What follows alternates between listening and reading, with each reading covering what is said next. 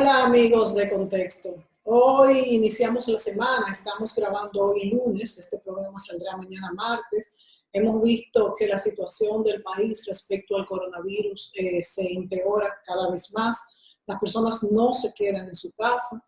Esto es un ingrediente decisivo para el adelanto del virus, como todos sabemos.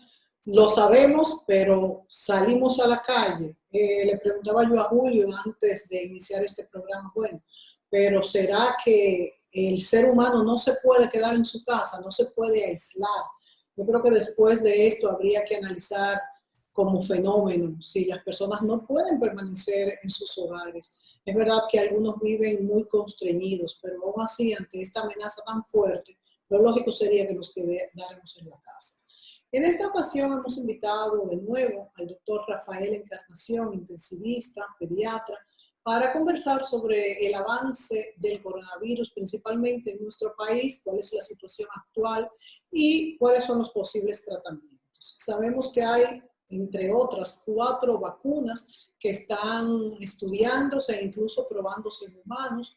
Las 2 que están más adelantadas son la AstraZeneca y la Moderna, una de origen de Reino Unido, de Inglaterra, que se está probando en Brasil, Inglaterra y Sudáfrica, y la Moderna que se está probando en los Estados Unidos y Canadá. Hay otras 2 también que tal parece que están muy adelantadas, que son la Pfizer de Estados Unidos y la alemana, que esta es la BioNTech.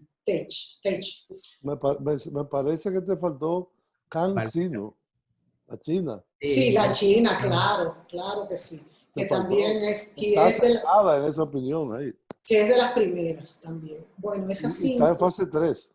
Sí, creo que también está en fase 3 la AstraZeneca. Creo que las 2 están en fase 3. Sí, están en fase 3, sí. Bueno, el doctor Encarnación será el que nos dirá. Yo quiero, Encarnación, bienvenido una vez más a este programa Contexto.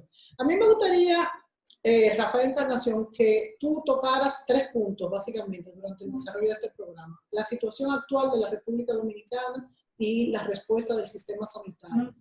¿Cómo van las vacunas adelantando para poder ser probadas? Como han dicho, han inclusive dicho que en noviembre de este año pudiera ser que la pudiéramos probar. De hecho, ya hay contratos para toda Europa, para 400 vacunas. Millones de vacunas, por supuesto. Y otro punto importante es tratamientos, porque no solamente es la vacuna, y mientras dura esta vacuna, ¿qué hacer? Bienvenido, Rafael Encarnación. Muy buenas tardes para ti, para tu público, para Julio. Ya nos veíamos. Bueno verlo y conversar con ustedes sobre este tema, que parece que no vamos a acabar por ahora. Parece que no. Va en la misma línea y todas las medidas, las distintas vertientes que está teniendo esta situación dan para muchos programas. Desde la parte económica pura hasta la parte científica, ya hablando de lo que es tratamiento, de lo que es vacunas, de lo que son alternativas para países ricos y pobres, dónde está la pandemia en este momento, hacia dónde vamos. Hay muchas discusiones sobre estos temas. La gente cada vez crea más mitos asociados a su realidad y qué puede obtener y qué no. Vamos a comenzar comentándote algo sobre las vacunas, donde ya tú pues enfocate dónde estaban las principales investigaciones. La gente común entiende como que ya las vacunas están disponibles para humanos y mañana la tendremos aquí o en noviembre la tendremos aquí. La realidad es que las vacunas pasan por un proceso de fases. En la primera fase van los laboratorios. Lo primero que hicieron los chinos fue identificar el genoma. Ya identificado el genoma, posibilidad de lo que era una vacuna molecular.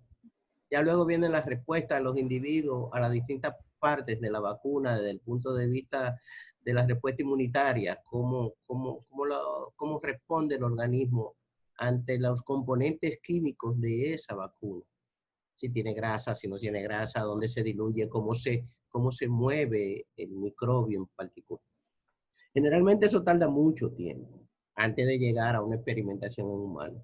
A estos grupos Solidarity, como le llamó la Organización Mundial de la Salud, que era la investigación en la parte de vacuna, porque recuerda que hay una investigación en la parte de vacuna, hay una investigación también en la parte de lo que es el tratamiento, y donde se involucraron cientos de compañías en una carrera loca a ver cuál llega primero, cuál gana más dinero y cuál resuelve el problema de la situación que se estaba dando y que se está dando a nivel mundial. Entonces esas vacunas pasan por un proceso fase 1, fase 2, fase 3. Lo que llamamos cuando una vacuna pasa de una fase a otra, cada fase de esa tiene un cronograma, tiene un tiempo y tiene una respuesta esperada. Esa respuesta esperada hace que tú, cuando pasa la parte de humano, tú empiezas con pequeñas cantidades de humanos. Digamos que esta vacuna, que tú dices que están más avanzadas, han pasado la fase donde se experimenta con menos de 100 generalmente humanos, que cuestan mucho dinero, porque hay que protegerlo de cualquier evento secundario. Y en esa fase también se trata con varias dosis de la vacuna. Se estima entonces que si tú le das 0.5, si le das 1, si le das 2, si le das, ¿qué reacción va a tener en ese pequeñito grupo que tú tienes que proteger económicamente? Si esa pasa a la siguiente fase, la cantidad de esa vacuna que pase a la siguiente fase, entonces pasa a un grupo mayor que ya son de miles de humanos. Entonces ya ahí puedes tú trasladarlo a otros países más pobres, que es lo que realmente hacen la mayoría de las compañías, donde la protección y la inversión es menos, porque si te da algún efecto adverso, ellos tienen más facilidad para pagar. Entonces buscan países de África, Latinoamérica y pocos de sus países de origen que son muy costosos si algo pasa o si algo sale mal.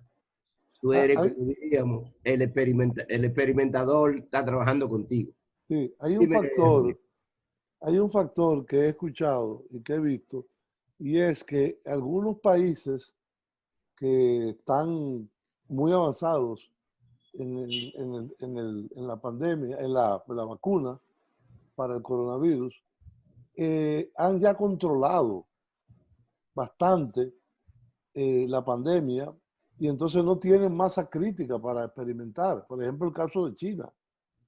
China está haciendo unos acuerdos con Chile y con Brasil, que están en un pico altísimo del contagio, y que eso es necesario también para poder, diríamos, certificar la efectividad de la vacuna. Sí. Por eso los Estados Unidos lo hace en Estados Unidos, que hoy en día está muy expandida el virus.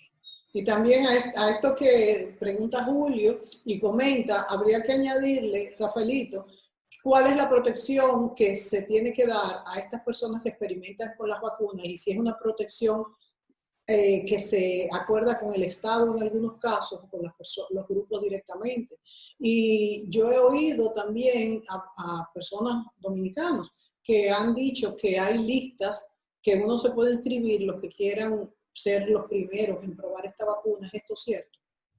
Sí, todo eso existe. Nosotros realmente hemos participado como colaboradores en muchas de las vacunas que hoy se venden normalmente y que son parte del comercio de vacunas. Las vacunas tienen diferentes tipos y modos de fabricarlas. En el caso de China, Julio, para aportar lo tuyo, ellos decidieron en un momento que eran los soldados los que iban a hacer los de experimentación. Sí. Y que el soldado iba a hacer un trabajo para la patria en caso de que se produjera alguna complicación asociada a la vacuna. Entonces moría por la patria porque la patria estaba en peligro. Eso era parte de todo lo que se ha hecho y de lo costoso que esto sale. Por eso es que la primera parte se hace con pequeñas dosis, pero dosis fraccionadas para diferentes grupos, generalmente menos de 100. Pero estos grupos grandes cuestan mucho dinero. La protección, si la vacuna falla, recordamos nosotros una vacuna que se experimentó aquí, que es la vacuna del rotavirus. La primera vacuna que salió del rotavirus se experimentó en República Dominicana como parte del estudio de vacuna. ¿En qué año? Y algo salió mal, estamos hablando de los años 70, 80. Wow, sí. Y en los años 80 algo salió mal y la vacuna fue sacada del mercado, porque muchos pacientes experimentaron complicaciones muy serias, ya después de haber sido aprobada y estar en forma regular. La vacuna fue llevada nuevamente al laboratorio, fue llevada nuevamente a experimentación y regresó otra vacuna de rotavirus, que es la que usamos hoy, que hasta ahora ha demostrado ser muy eficiente. Esto Muy pasa con interesante. una vacuna que se devuelven. Los estudios pasan toda la fase y cuando se experimenta ya y se hace su uso racional local, empiezan a tener algunos inconvenientes, la devuelven, se modifica, encuentran dónde estaba el fallo o se experimenta de nuevo y la vacuna vuelve al mercado. Pero Pero tal parece que ya están probando en grupos de 100 humanos estas no, vacunas. ya No, de pasaron miles, fase, de 40.000 de y ellos. 50.000. Exacto. Ahora están pasando a trabajar con miles de personas. Luego se trabaja con la parte y con un grupo de edad. Por ejemplo, esta primera experimentación para la Moderna, que Fauci dijo en Estados Unidos que tenía buena proyección, se trabajó con personas entre 18 y 55 años. Sí. Por un problema ético no se trabaja con niños. Por Sí. un problema ético también no se trabaja con ancianos. Por un problema también de susceptibilidad y mayor riesgo teórico para tener una complicación seria. Por eso se trabaja con personas sanas entre 18 y 55 años, que es donde está dirigida la que va más cerca en términos de vacuna. Es decir, Entonces, si es así, ¿cuánto le puede faltar a esta vacuna? bueno, ahora viene la fase de ver qué respuesta anticuerpo puede tener y dar esta vacuna. Entonces, esto es lo que tarda años. Si el organismo va a dar una respuesta de anticuerpo, la respuesta innata, que es la inicial, la respuesta secundaria, que es la respuesta adaptativa, entonces se ven los llamados anticuerpos, lo que se determina IgG, IgM específico, que son la segunda respuesta, que es la respuesta adaptativa.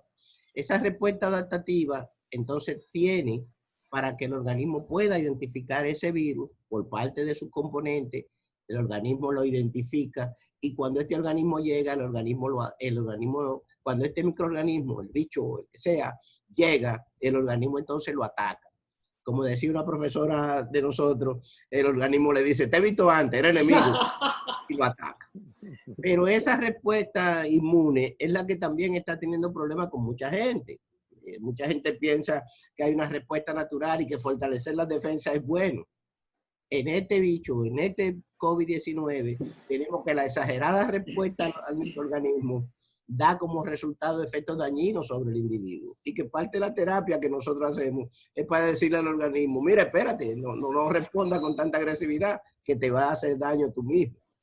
Entonces, todo eso hay que irlo determinando para que la vacuna pueda llegar al gran público, como decimos. Rafaelito, ¿qué tiene de diferente este virus que hace que la respuesta inmunológica del organismo se desboque y ataque nuestro propio cuerpo? ¿Por qué este virus tiene esa particularidad?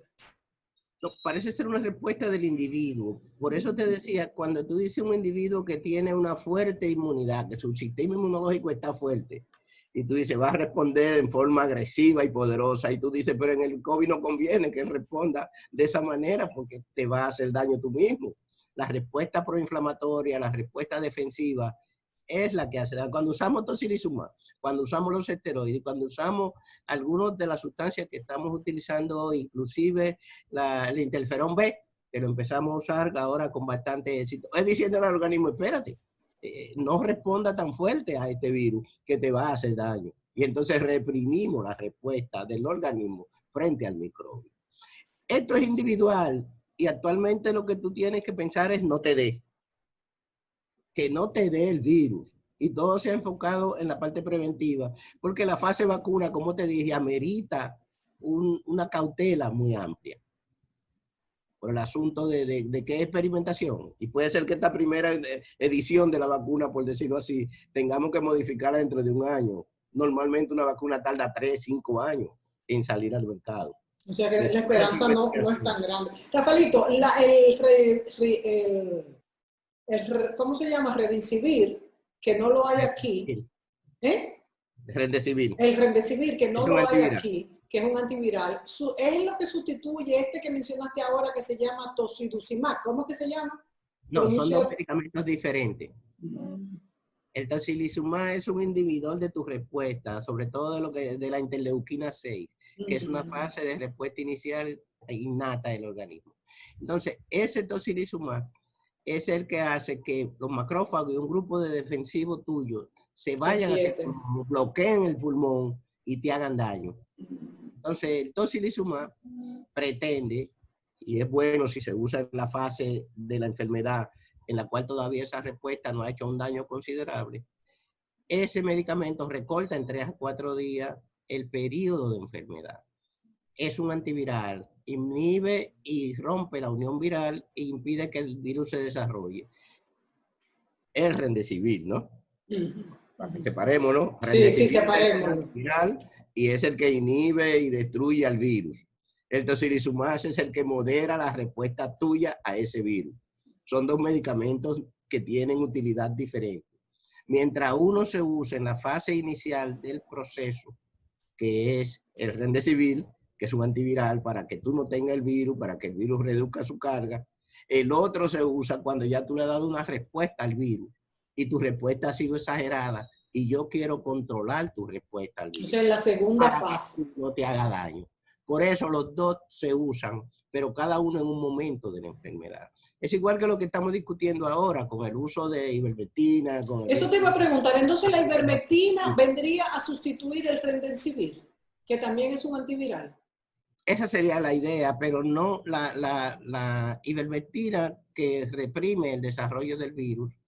Es una droga muy discutida y es una droga que, si bien es cierto que se conoce muy bien, es bien conocida dentro de los círculos médicos y científicos, también es una droga que no demostró ni ha demostrado que tiene ningún efecto beneficioso en los estudios que se han hecho con ella. Por tanto, ella fue retirada. Y el Remdesivir sí está demostrado. El Remdesivir sí, el Remdesivir no. es una droga que está altamente demostrada, es parte del almacén que tenemos para atacar el virus. Pero lo tenemos en el país. No, en el país no la tenemos disponible. Eso es Pero normal sí en Estados tenemos el Unidos. tocilizumab, que recuerda que es para inhibir la respuesta del organismo hacia el virus. Pero ya en la segunda etapa. Doctor, hay una pregunta que yo tengo que hacerle, Sí. porque la ivermectina, el descubridor de la ivermectina, que está encabezado por, son 3 médicos, un biólogo japonés, recibió el premio Nobel de Medicina. Entonces, ¿cómo algo que no tiene esa importancia recibe el premio Nobel de Medicina del 2015? Y el medicamento fue patentizado en el 1975. Sí, es cierto. Y la ivermectina es una droga de uso muy común, por eso la conocemos bien y conocemos su efecto indeseable. Y barata, además. Y además es una droga, un antiparasitario baratísimo, sobre todo para estos parásitos, pero la ivermectina se ha usado desde como antiparasitario para estos parásitos, hasta como para epilepsia no controlada o de difícil control. Sí tiene un amplio uso, porque tiene un amplio campo de acción. El problema de la ivermectina y el COVID es que la dosis terapéutica de ella, la dosis efectiva, es muy alta. Mientras que la dosis que manejamos de 6 a 12 miligramos por 2 o 3 días para adultos es una dosis que no es tóxica, que no es mala, que tiene una ventaja, como dirían muchos médicos, el principio del ejercicio profesional, no hace daño. Entonces, si tú tienes una droga que no hace daño, usada a esa dosis, no hace daño, tiene un daño muy mínimo y el único daño que va a tener el paciente si no le hace nada es que pierde su esperanza o su dinero, entonces la cosa es fácil porque el medicamento es barato. ¿Ustedes la están usando, la ivermectina, Lo que en el le hospital? recomendamos a todo el que la va a usar es que tenga la sinceridad frente al paciente. De decirle, mire, esta droga no se ha demostrado que es sumamente beneficiosa. Probablemente si tú no la usas, te va a hacer igual que si la usas, pero no te va a hacer daño. Porque los elementos que tiene la droga para hacer daño son mínimos o nulos.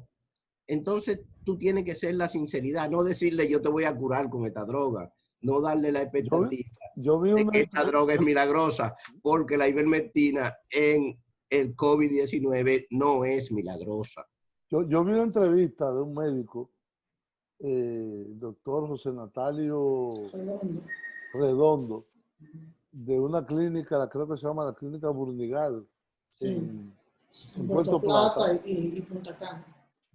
Bueno, este es de Puerto Plata, donde él afirma que el 95% de las personas que llegaron con COVID a su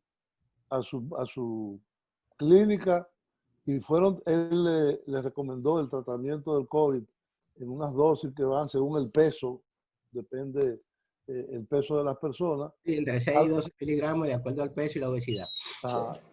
Dice que en 48 horas no tenía resto de la está en las redes. No, de hecho yo lo entrevisté en Entre Puntos, en otro programa. Y él mismo fue afectado por el COVID y de hecho dice que la ivermectina lo curó.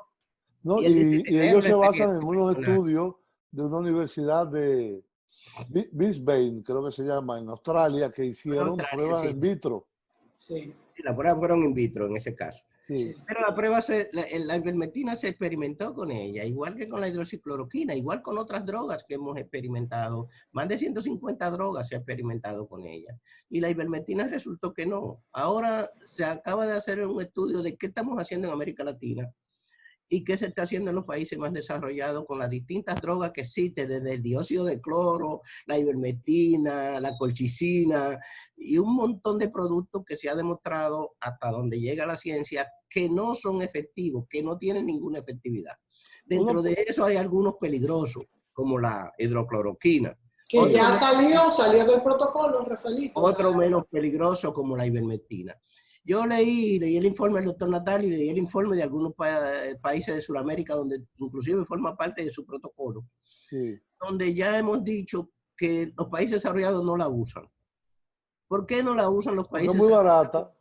Y los estudios en América Latina, no es porque es barata. Todos quisiéramos, tanto el norteamericano como el ruso, como el europeo, quisiera tener... ¿Usted cree que las grandes farmacéuticas, que son las segundas empresas más grandes del mundo, quieren que haya una pastilla de 30 pesos dominicanos que cure o que desaparezca ese virus? Yo digo, lo que digo es lo siguiente. Como usted dice, no hay un tratamiento efectivo y probado. Sí, tenemos un grupo de tratamiento efectivo y probado. No es que no tenemos. ¿Cuál? Vamos a la pausa y yo quiero... Perdón, ¿cuál? El Remdesivir, por ejemplo. Pero no lo tenemos. Bueno, no lo tenemos en el país, pero la ciencia, porque tenemos que hablar en términos generales para la ciencia. Sí. Igual como hablamos de la vacuna, aunque la vacuna se descubre en noviembre, aunque la vacuna empiece a circular en enero, cualquiera de vacuna y de los 4 laboratorios que van a la delantera, nosotros no tendremos esa vacuna por mucho tiempo. Si te pongo un ejemplo simple, la vacuna del neumococo, nosotros vinimos a tenerla en el plan del Estado 30 años después que ya se está usando en los países desarrollados. Y duró como 10 años usándose en el sector privado, antes de que el sector público pudiera asumirla. Es decir, que las vacunas, ya tuviste que las vacunas, por ejemplo, Inglaterra hizo un acuerdo con las 4 principales compañías que van adelante vacuna en la elaboración de la vacuna. Y ya ellos tienen dosis para 90 millones de dosis contratadas con esos grupos. Es decir, que las grandes y poderosas naciones tienen la prioridad y nosotros lo sabemos, que la vacuna, igual que como esos productos, no llegan al país, pero forman parte del aval científico. Pero no llegan por el costo o no llegan porque su producción es muy lenta. La producción tiene que ver mucho con los mercados. Tú eres un mercado de 10 millones de gente, tú eres un mercado insignificante, tú eres República Dominicana. Y la OMS. Ya me puedes entender, eso ha pasado con la prueba y le pasó a este gobierno al principio de comprar ventiladores y cosas. Tú eres un mercado pequeño, si yo tengo disponibilidad y hay mucha demanda, a ti no te la voy a vender. Nos tenemos que ir a la pausa. Yo creo que cuando volvamos debemos de hablar de tratamientos probados que el doctor Rafael Encarnación ha dicho que existen y los tratamientos que tenemos aquí, porque tenemos que hablar de ambas cosas. Volvemos inmediatamente.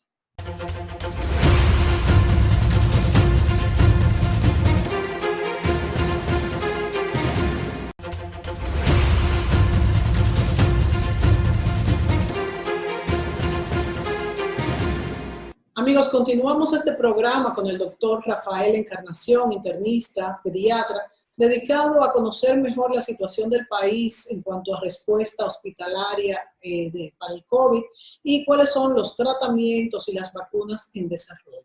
Le preguntamos al doctor Encarnación en el segmento anterior, doctor, ¿cuál es el protocolo médico, o sea, los medicamentos que en este caso se están implementando en los hospitales del país y también a los pacientes afectados que no necesitan hospitalización?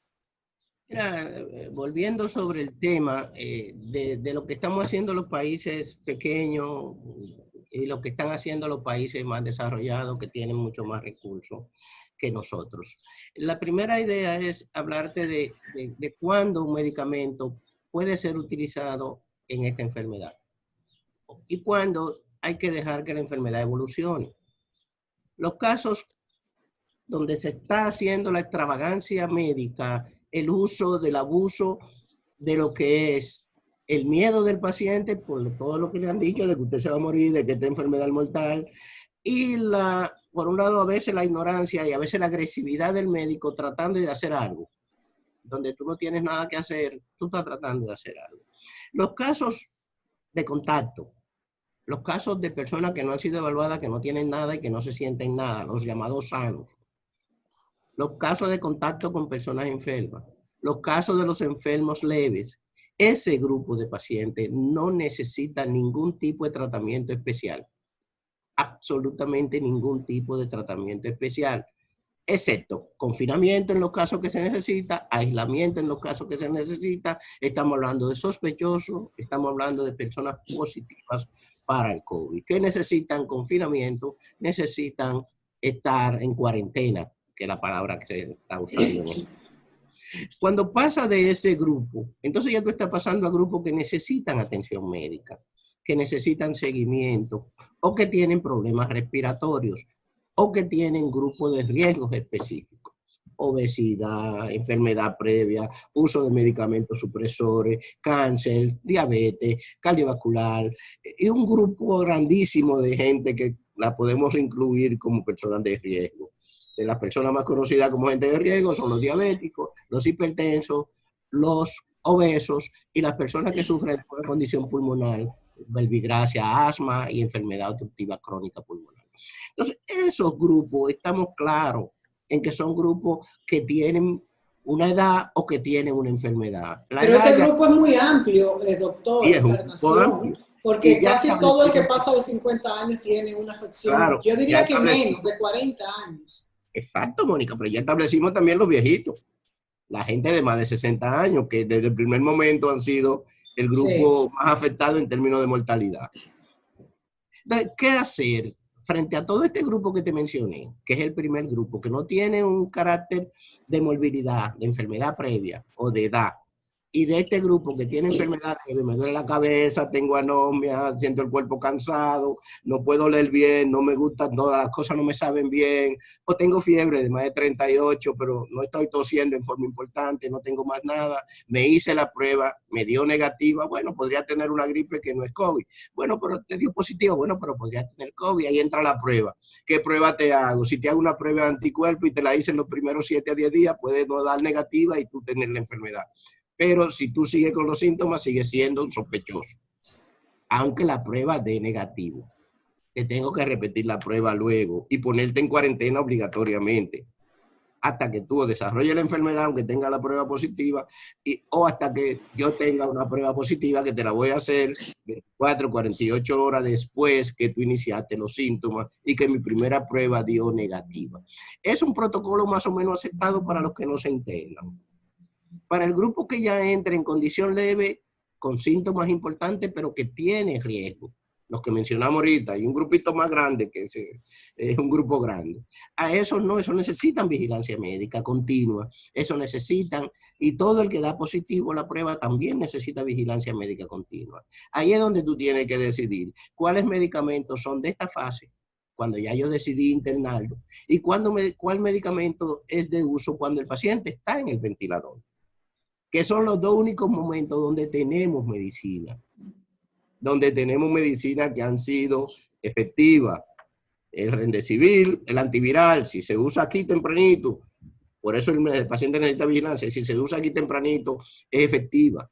El interferón B, si se usa aquí tempranito, es efectiva.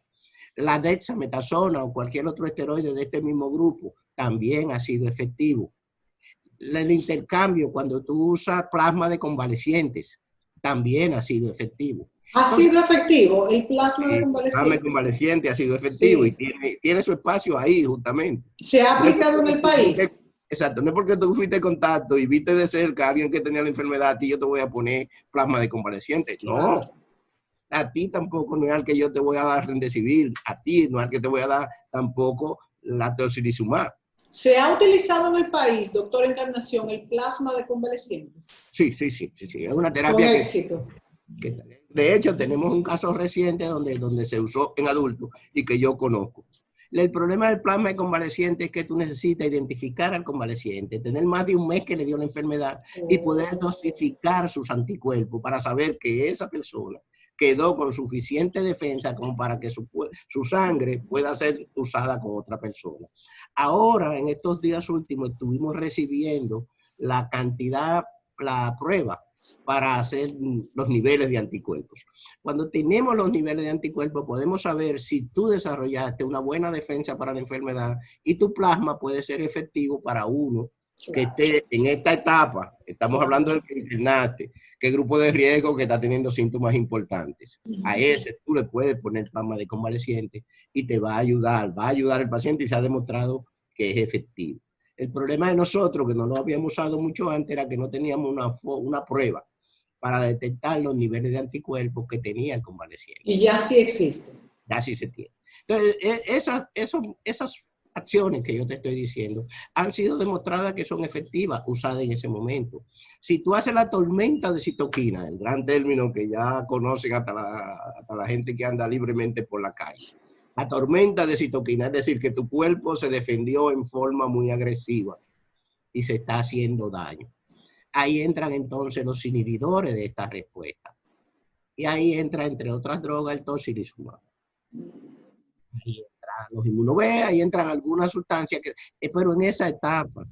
El problema es que estamos usando todos estos medicamentos y todos los que no han sido efectivos dentro de los estudios, como lo son la hidroxicloroquina, la ivermectina, la colchicina, la aspirina, un grupo de medicamentos donde ya tú puedes utilizar algunos de ellos, por ejemplo, la aspirina como anticoagulante, pero no es en esta etapa.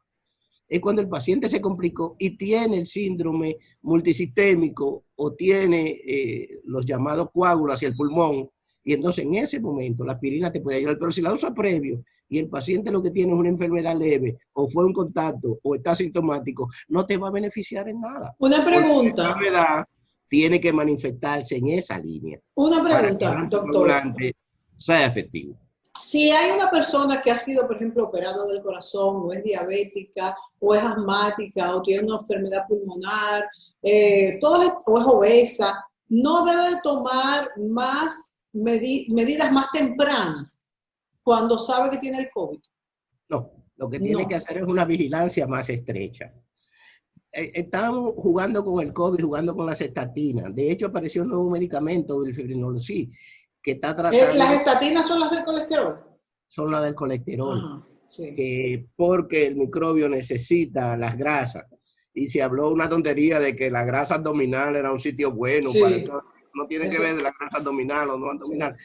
Porque lo que pasa también en el país es que son los problemas propios de nuestra idiosincrasia, yo diría así. Hay muchos detectives, hay mucha gente que sobregira y hay mucha gente que sobreestima lo que realmente no está ocurriendo. Eso tiene un factor psicológico que a veces nosotros como médicos no lo vemos. Pero el hecho de yo pasarte por televisión en este momento una fílmica donde se están muriendo gente en los cuidados intensivos para decirte, mira, cuídate, es como desgarrador. Sí. Desgarrador para Julio que está en su casa tratando de cuidarse y que ve esta fílmica. Entonces, estas cosas son como la parte psicológica del manejo prudencial de lo que es la población.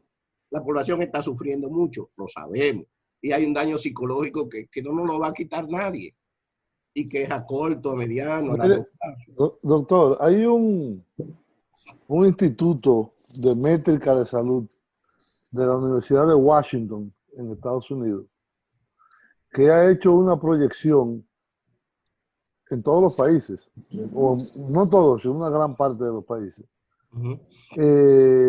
de los escenarios que se podrán manejar con modelos matemáticos si las condiciones actuales se mantienen, si se hace un tratamiento un poco más estricto del aislamiento y si se usan masivamente las mascarillas. En el caso de República Dominicana, dice que el 1 de noviembre, el actual escenario, y esto es de hoy, sería 6.028 muertos. Sí, se han hecho varios Vámonos a la pausa, doctor. Perdón, espérate. Ajá, acabo. Termina. Sí, pero esto es para... esto es una Claro, catástrofe. por eso te digo, para que tengamos tiempo de desarrollarlo, Julio. La idea. Volvemos inmediatamente.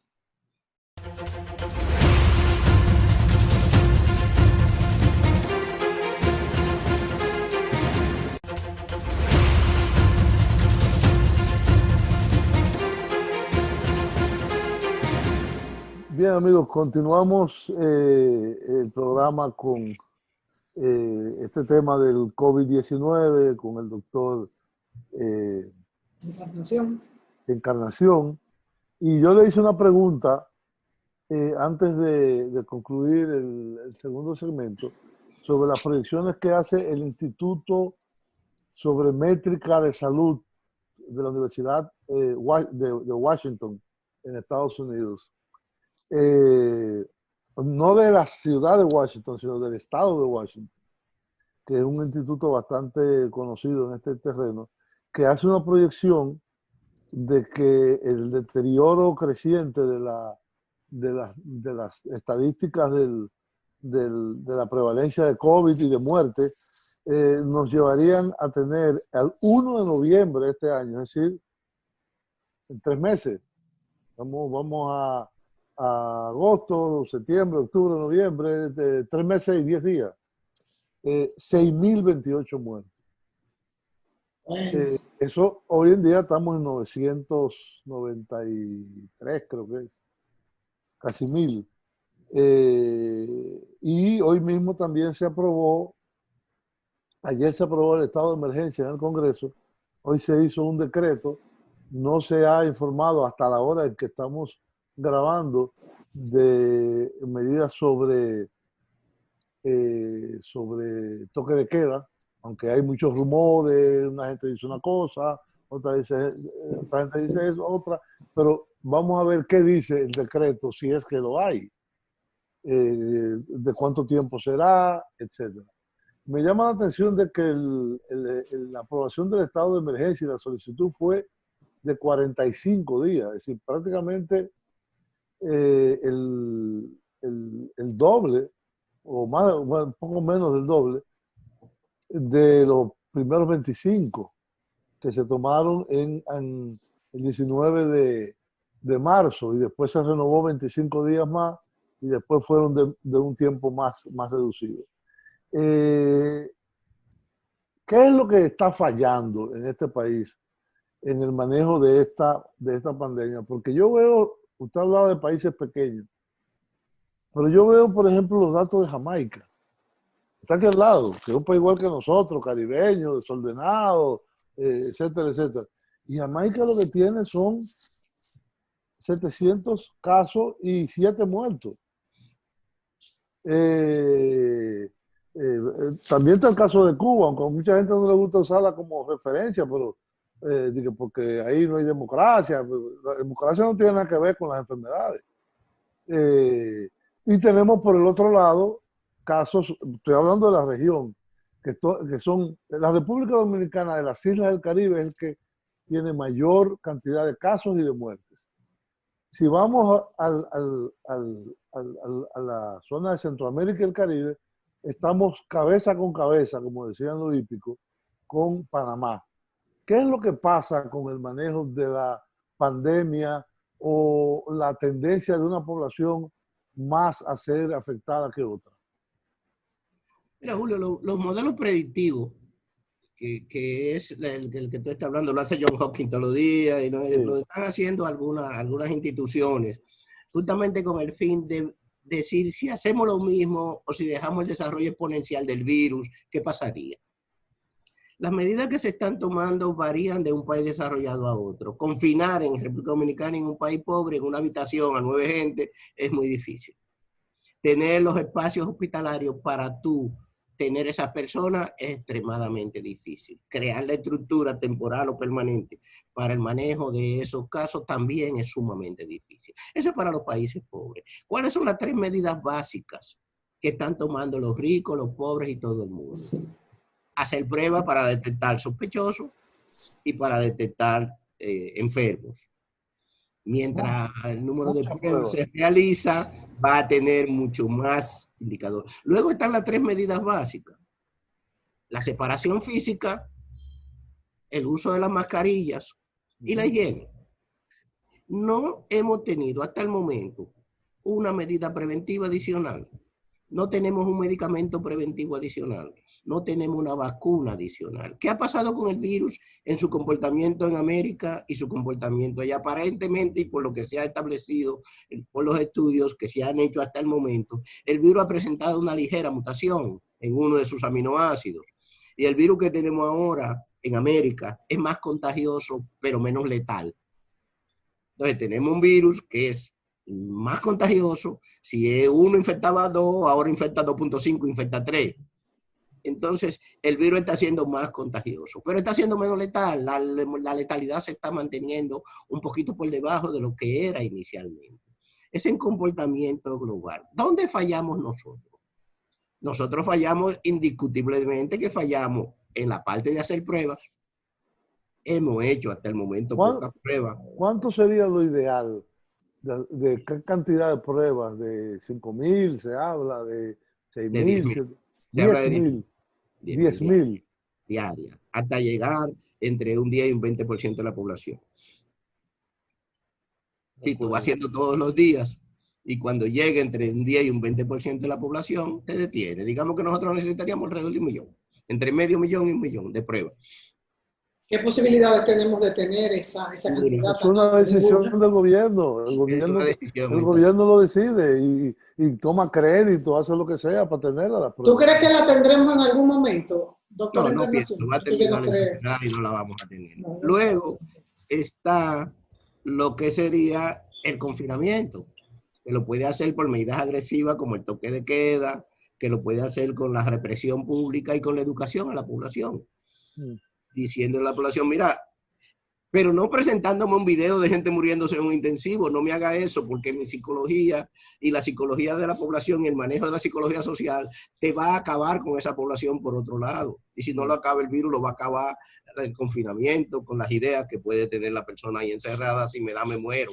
Entonces, explicar eso agresivo, diciéndole 90, le dé cloroquina, le dé hidrocloroquina, le dé ivermectina, no le dé nada, se toma un calmante para el dolor de cabeza, 90 de cada 100 que le dé, se van a curar. Se van a curar solo en su casa, con buenas medidas de vigilancia. Entonces, ¿dónde está la otra parte? Si evitas el confinamiento, puedes evitar el confinamiento, la represión entra. Si la educación falla, la represión entra. Luego entra la ley, lo que estamos haciendo y lo que yo creo que va a hacer el Estado, restringir un poco más. ¿Qué va a hacer la economía? La economía para nosotros los sanitaristas, para nosotros los que hacemos medicina, cada vida vale todo el dinero del mundo. Para eso trabajo, para eso me formé. Para ti vale mucho que una empresa llegue a la quiebra. Qué desastre, quebró tal compañía. Pero para mí, como sanitarista, cada niño que se salva, cada vida que yo puedo salvar con mi actividad profesional, es mi gran logro. Yo que hago intensivo particularmente. Entonces, ahí es donde está el asunto. No es un enfrentamiento entre la economía y el sanitario, entre el sanitarista y el que vigila la economía del país. Es un acorde, es que tenemos que viajar juntos. Exacto. Pero teniendo en cuenta que la vida es prioridad 1A. Luego está cómo usa la mascarilla, cuánto le suple de mascarilla, cómo están las mascarillas en el grupo. La mascarilla se ha demostrado hasta ahora con todo su buena y su mala, con el costo, sin el costo, con el trapo que te pones en la cara o con la mascarilla más sofisticada. Por ejemplo, ves mascarilla con válvula en alguna gente y tú le dices, pero ¿por qué mascarilla con válvula? Tú puedes infectar al otro. Tú no te vas a infectar porque la válvula impide que pase para donde ti, pero lo que tú sí puede pasar. Entonces hay que darle educación a la gente para el uso de la mascarilla, pero ponte aunque sea un trapo, que aunque sea un trapo detiene que si el microbio va a saltar 3 metros o 2 metros o 1 metro, ya nada más va a saltar un pie. Por tanto, podría estar más cerca de ti sin que me llegue tu saliva como enfermo.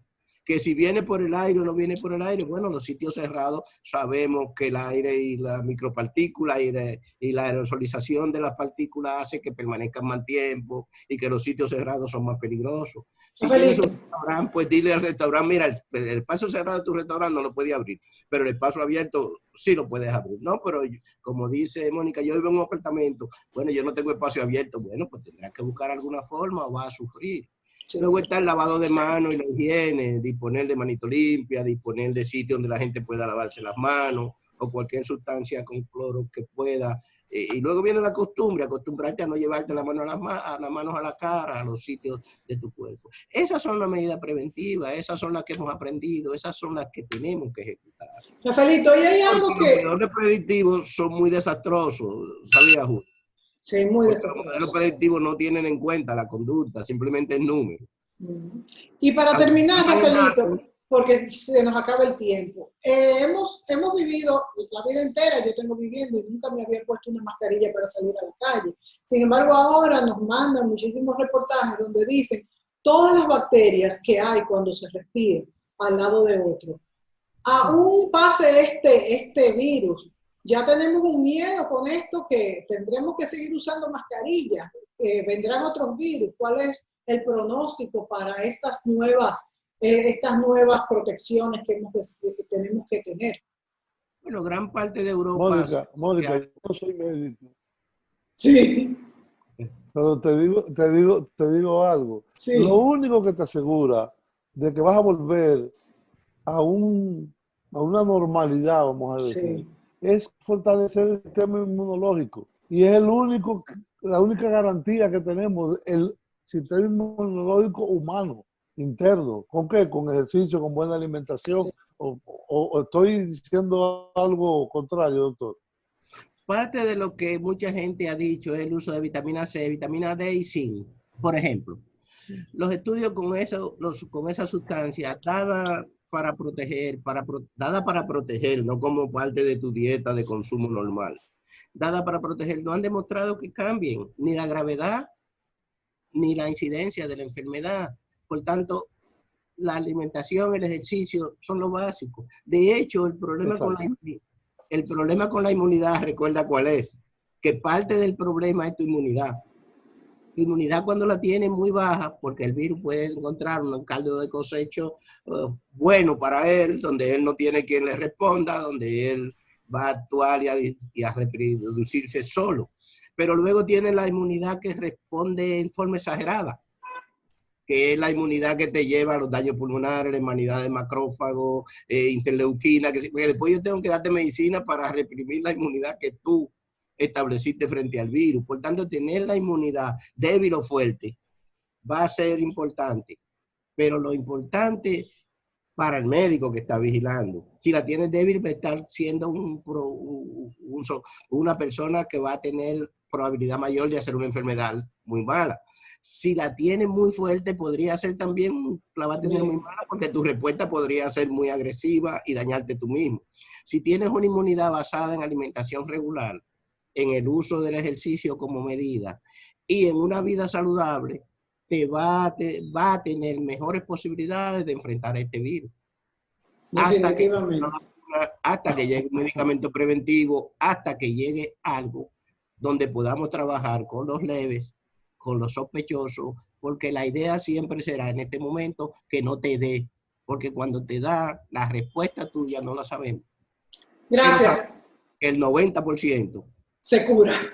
Se curan solo, sin nada, sin zinc, sin D, sin C, sin sin ningún tipo de medida agresiva. Y que hay un pequeño grupo, el que pasa de leve adelante, que hay medicamentos que están demostrados que son beneficiosos, que está demostrado que pueden detener la enfermedad. La mortalidad del virus, ¿en qué anda? ¿Un 1, un 2%? La mortalidad por la enfermedad sí. Anda por debajo de 1, anda por 0.6, 0.5. Aún con los grupos de riesgo. 5 van a ir a intensivo. De esos 5, de los que intuben, 1 se va a morir. Y 4 van a vivir. Y 4 van, aunque lleguen a intensivo. Bueno, son buenas noticias las que nos da hoy el doctor Rafael. No quiero entrar en los detalles sobre toda la información que nos están bombardeando, algunas falsas noticias dichas por gente que tiene mucho prestigio y que no queremos entrar en ese conflicto, pero debemos de ser objetivos en cuanto a lo que la ciencia tiene en este momento y que puede tener valor y que puede ayudar a los pacientes y que no da pánico a la gente y que puede ayudar a esa gente y que ellos saben que pueden. No tenemos Remdesivir, pero tenemos tocilizumab. Tenemos un grupo de droga que no hace daño, que no es beneficiosa, no se ha demostrado, pero no hace daño. Entonces, sé tan justo con tu paciente como para decirle, mira, esto no se ha demostrado que es la magia, pero tómatelo, porque el riesgo tuyo es muy bajito para tener una enfermedad seria. Y ahí andan las cosas, ahí debe andar nuestra actitud frente a esta enfermedad en este momento. Nuestro país está trabajando, está haciendo un protocolo que tiene sus discusiones, el protocolo se está moviendo hacia la línea correcta, estamos haciendo más pruebas, somos un país pobre, deberíamos hacer más pruebas para tener más control de la población y debería la población, por un lado, ser mejor educada y si la educación no responde, la represión tiene que llegar. Gracias, Rafaelito. Nos has dado muy buena información y además, más o menos esperanzadora, que es muy importante en este momento. Te tendremos siempre como consejero del programa Contexto. Hasta la próxima, amigos. Gracias a ti, Uli. Bye, bye.